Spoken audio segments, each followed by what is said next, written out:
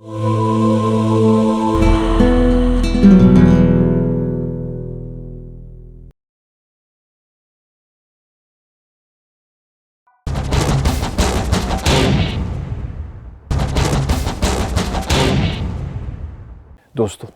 इस जंगल की ये खूबसूरत खामोशी और ये दिल फरेब सन्नाटा, मैं इसको भंग बिल्कुल नहीं करना चाहता हूँ, इसलिए मैं ज़रा धीमी आवाज़ में बात करूँगा। आप सबका स्वागत है विल्डरनेस डेज के इस नए एपिसोड में। आप सबने दुधवा नेशनल पार्क का नाम तो ज़रूर सुना होगा, लेकिन आप में से कम ही होंगे जिन्होंने उस नेशनल पार्क के खूबसूरत साल के जंगलों और घास के मैदानों का जायजा लिया होगा। और टाइगर देखने के लिए, वाह, टाइगर देखने के लिए बहुत ही रोमांचक जगह है।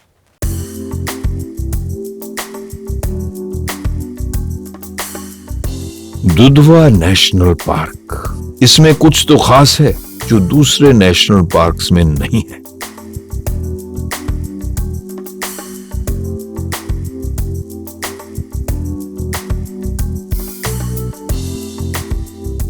दुधवा उत्तर प्रदेश के इंडो नेपाल बॉर्डर के पास तराई बेल्ट में स्थित है और इसके आसपास लोगों की आबादी वाले इलाके भी हैं, लेकिन दुधवा बेहद मिस्टीरियस है और इन मिस्ट्रीज को आप इतने आराम से उजागर नहीं कर सकते। दुधवा नेशनल पार्क अपने टाइगर्स के लिए जाना जाता रहा है, लेकिन अगर सिर्फ टाइगर साइटिंग के लिए आप दुधवा जानना चाहते हैं तो ये जंगल आपके लिए नहीं है। और जो लोग जंगल के शानदार रिजॉर्ट्स के आराम को ध्यान में रखकर यहां आते हैं तो ये जगह उन लोगों के लिए भी नहीं है। ये जगह तो सिर्फ उन वाइल्ड लाइफ लवर्स के लिए है जो सही मायने में विल्डरनेस और प्रकृति के अनछुए पहलुओं का अनुभव लेना चाहते हैं। और जो लोग इस ख्याल से यहां आते हैं उनके लिए दुधवा एक यादगार बन जाता है।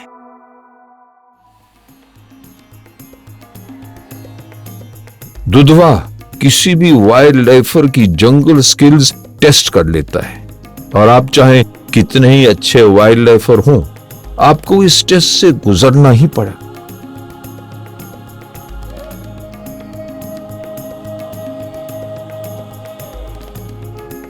लेकिन इससे पहले दुधवा को आप समझ पाए, आपको दुधवा को अनकंडीशनली अपनाना पड़ेगा।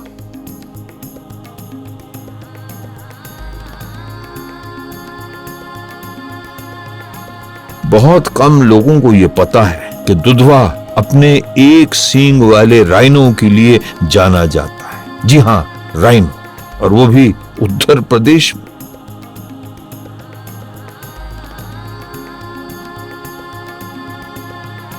लेकिन क्या सिंगल हॉर्न राइनो दूर दराज असम में नहीं पाए जाते हैं? और जहां लोग उन्हें देखने के लिए काजीरंगा और मानस नेशनल पार्क जाते हैं। करीब 150 साल पहले राइनो पूरे तेराई के इलाके में बड़ी संख्या में पाए जाते थे। पश्चिम में उत्तर प्रदेश से लेकर पूर्वोत्तर में असम तक, और अब ये सिर्फ नॉर्थ ईस्ट तक ही सीमित है।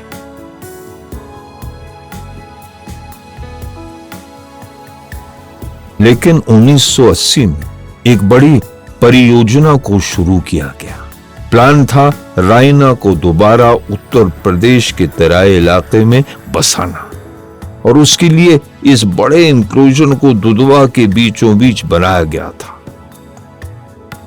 शुरू में 8 राइनोस को काजीरंगा से यहां लाया गया और 4 को नेपाल से। अब इनकी संख्या बढ़कर 30 हो गई है और आज दुधवा के राइनोस को देखने के लिए हजारों लोगों की भीड़ यहां आती है। ये दुधवा की सुपर रिच बायोडाइवर्सिटी ही है जो इसे बेहद खास नेशनल पार्क बनाती है।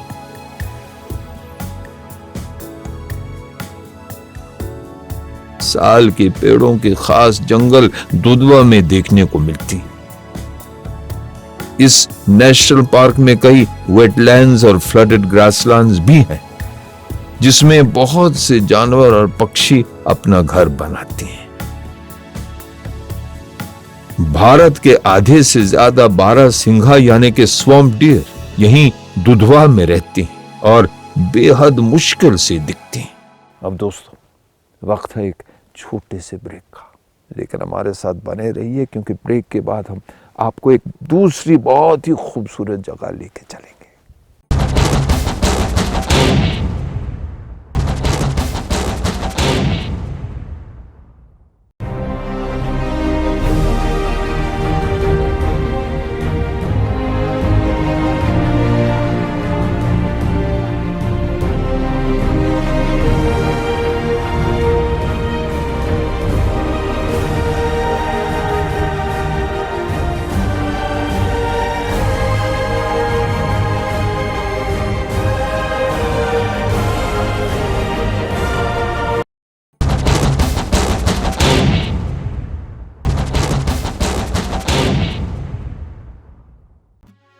और दुधवा की सुहेली नदी यहाँ की लाइफलाइन तो है ही, लेकिन साथ ही ये दुधवा की खूबसूरती को और भी बढ़ा देती है। पिछले टाइगर सेंसस के मुताबिक दुधवा में 100 टाइगर्स थे, लेकिन यहां उन्हें ढूंढना आसान नहीं। और बस अगर वो एक नजर भर के लिए दिख जाए तो दुधवा आपको हमेशा याद रहेगा। और जो लोग यहां आना चाहते हैं उनके लिए यहां पहुंचना आसान है। अगर आप दिल्ली से ट्रेन पकड़ें तो आप 8 घंटों में शाहजहांपुर पहुंच जाते हैं। वहां से 3 घंटे का सफर तय कर आप दुधवा पहुंच जाते हैं। लखनऊ से दुधवा 245 किलोमीटर दूर है और आप वहां से 6 घंटों में दुधवा पहुंच सकते हैं। दुधवा से सबसे नजदीक पलिया कलां शहर है। अगर आप ट्रेन से सफर कर रहे हैं तो आप पलिया थोड़ी देर के लिए रुक सकते हैं। यहां से दुधवा सिर्फ 20 मिनट ही दूर है। दुधवा में रहने के लिए बहुत सारे रेस्ट हाउसेस हैं, लेकिन एक सलाह है कि आप यहां बुकिंग करके जरूर आएं।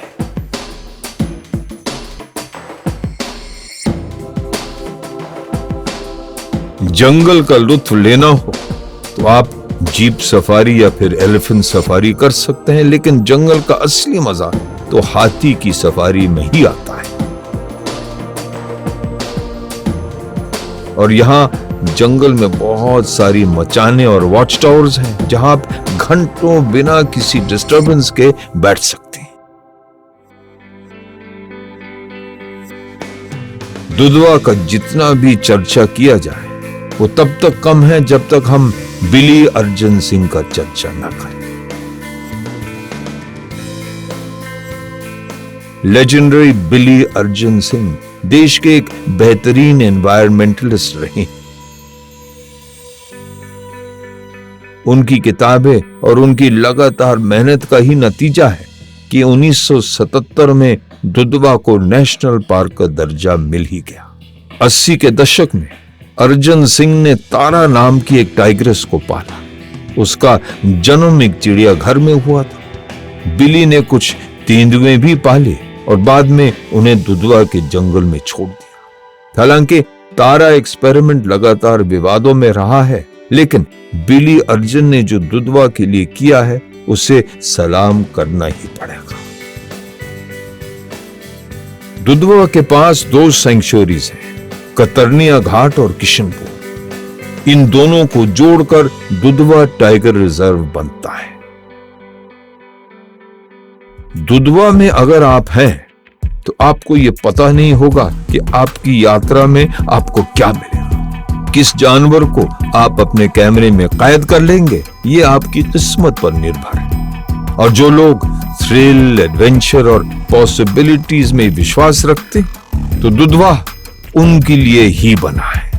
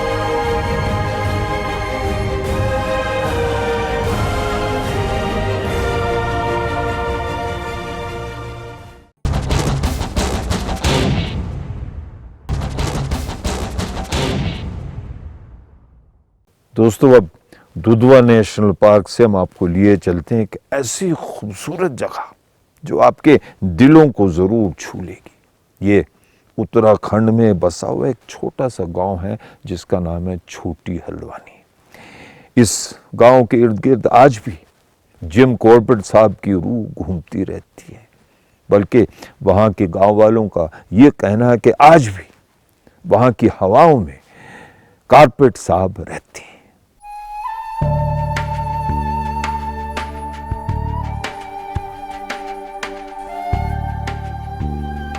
जिम कॉर्बेट आज भी अपने गांव छोटी हल्द्वानी में रहते हैं। आप अगर कॉर्बेट और छोटी हल्द्वानी को थोड़ा भी जानते हैं तो आपको इस बात का एहसास जरूर होगा कि कॉर्बेट यहीं है, यहीं कहीं है, क्योंकि कुमाऊं की इस छोटे से गांव के लिए कॉर्बेट किसी भगवान से कम नहीं है।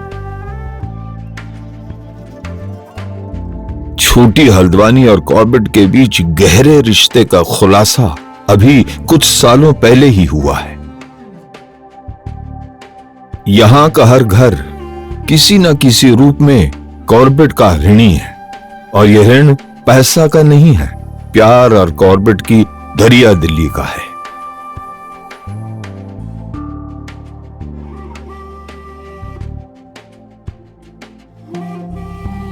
उन्नीस 1915 में जिम कॉर्बेट ने यह जमीन खरीदी, और वो भी महज 1500 रुपए में।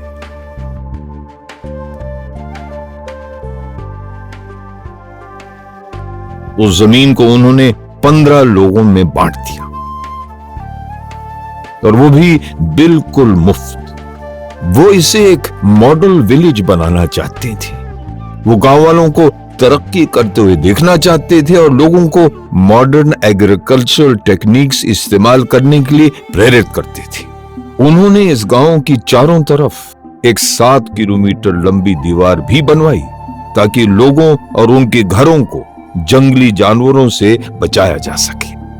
और इतनी मेहनत और लगन के बाद कॉर्बेट ने छोटी हल्द्वानी को बसाया था। आज भी कॉर्बेट की कुछ अनमोल चीजें यहां आपको घरों में मिल जाएंगी। हालांकि अब यहां 55 घर बन गए हैं, और आप माने या ना माने, कॉर्बेट की बंदूक आज भी यहां है। ये बंदूक उन्होंने गांव के लोगों को जानवर भगाने के लिए दी थी। और कुछ खुशनसीब लोग आज भी जिंदा हैं जिन्होंने जिम कॉर्बेट के साथ वक्त बिताया था। गांव के लोग उन्हें कॉर्बेट साहब कहकर बुलाते थे और बुलाते हैं। गोस्वामी जी, कुछ जिम कॉर्बेट साहब की कुछ यादें, कुछ किस्से कहानी बताइए। किस्से कहानी साहब, जब मैं छोटा था तो अपने फादर के साथ उनके पास आता था। तो ऐसे करते करते फिर पहले पिताजी लाते थे दूध और दही, और वो जब मुझे होश हुआ तो पिताजी के साथ तो आने वाला ठहरा। तो बाद में आके अब तो देखो लाने लायक हो गया है। ऐसे बोलते थे? जी हाँ, हिंदी बोलते थे।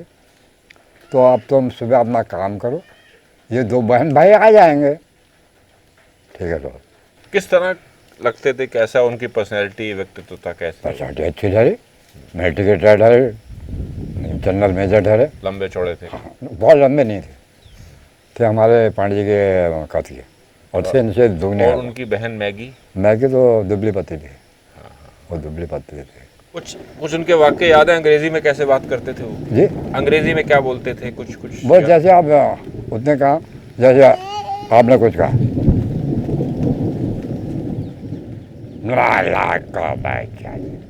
हमको यहाँ पर जाओ, तमाश देखते हो, निकाल जाओ यहाँ से, get out my brandy. Nonsense. इधर कभी बोल के मत जाना। लेकिन दिल के आदमी अच्छे थे बहुत बहुत। राजकुमार पांडे जी, आप इसी कॉर्बेट के इसी गांव से हैं, छोटी हल्द्वानी के। अब ये गांव एक बार फिर टूरिज्म के नक्शे पे आ चुका है। दूर दराज से, दुनिया भर से लोग यहाँ पर आते हैं कॉर्बेट साहब की यादों को दोबारा, उनकी यादों से रूबरू होने के लिए। कैसा लग रहा है? किस तरह का भविष्य आपको छोटी हल्द्वानी का लग रहा है? तो मैं अच्छा उज्जवल भविष्य महसूस होता है। जैसे आज से मैं 8-10 साल पहले ये परियोजना यहाँ पे शुरू हुई थी इको टूरिज्म की। हाँ तो यही कि मैं एक विचार था कि जो जिम कॉर्बेट की जितनी धरोहरें हैं हाँ और जो हमारे पास जो छोटे हल्द्वानी गांव की जो शक्तियाँ हैं उनको एकत्र कर लिया जाए। तो उसी क्रम में जो है दिब्बन बाबा जी, चौपाल, मोती हाउस, इन सबको जो है नक्शे में लिया गया और इसको फिर मजबूती के साथ जो है पर्यटकों को दिखाने की कोशिश की गई।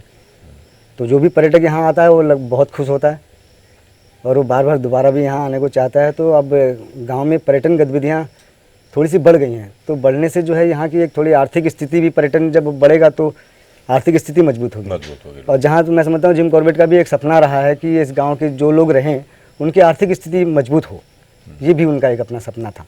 तो तभी वो तरह तरह के यहाँ पे मक्के का बीज ला करके इनको जो है कि इससे खाओ, पौष्टिक भी होगा और इससे इनकम भी होगी।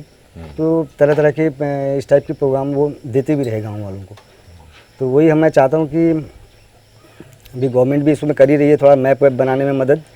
तो ये गांव जो है पर्यटन में काफ़ी जो इसको प्रचार प्रसारित मिल जाए तो ये काफ़ी अच्छा होगा और ये गांव में रहने वाले लोगों का उज्जवल भविष्य होगा।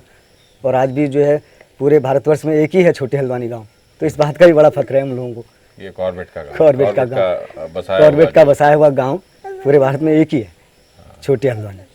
गांव की दीवार या बाउंड्री वॉल के अलावा कुछ और इमारतें ऐसी हैं जिन्होंने वक्त के थपेड़ों को झेला है और आज भी खड़ी हैं। उनमें से एक है ये शेर सिंह की चौपाल। ये वो जगह है जहां किसान अपने खेतों से लौटते वक्त आराम करते थे और ये घर खास है। इसको कॉर्बेट ने अपने दोस्त मोती के लिए बनवाया था। गांव की महिलाएं मोती के घर के बाहर फोक डांसकार कॉर्बेट को याद करती हैं। उनके गीतों में, उनके नाच में आज भी कॉर्बेट जिंदा है।